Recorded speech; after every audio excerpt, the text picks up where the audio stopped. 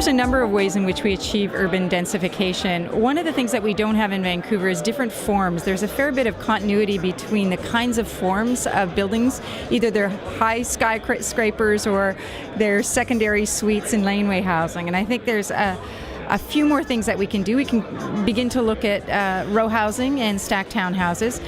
I think we can increase the density along arterials. I think that would be an important part, particularly through transit arterials, and where we have hubs, for example, in SkyTrains. I think we can look at a little higher density, and then look at areas where within the city where we can actually look at redevelopment of old social housing to try and create, through the parking lots or increasing the density in some of the social housing, to provide more affordable housing. Those are some of the things. I think the most important part of densifying Vancouver is that we do it in a way that's equitable and fair, that we're finding a way for new Canadians to find a place here, a place for my kids, our kids to stay, a place where my parents can live as seniors, and that people who do not have millions of dollars to spend can still live here. And I think that's our real challenge.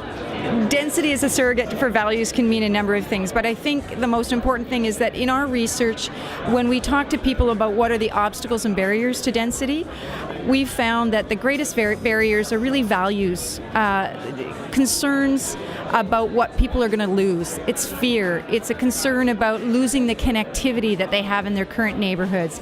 It's losing the aesthetic. It's losing that sense of history.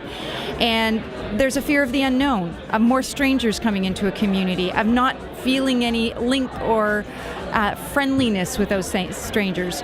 So I think we need to move and shift to a conversation about densities from a values perspective. And I think if we do that, we start to ameliorate a lot of the anxiety that people have about density. And I think that that's something that our civic governments can do, that they can begin to engage in a much more holistic conversation about density. So it isn't just about making trade-offs for amenities with height in a building. It's actually talking about what kind of communities we want, what scale of communities do we want, and how do we retrieve all of those values that we have as citizens in one neighborhood. Thank you.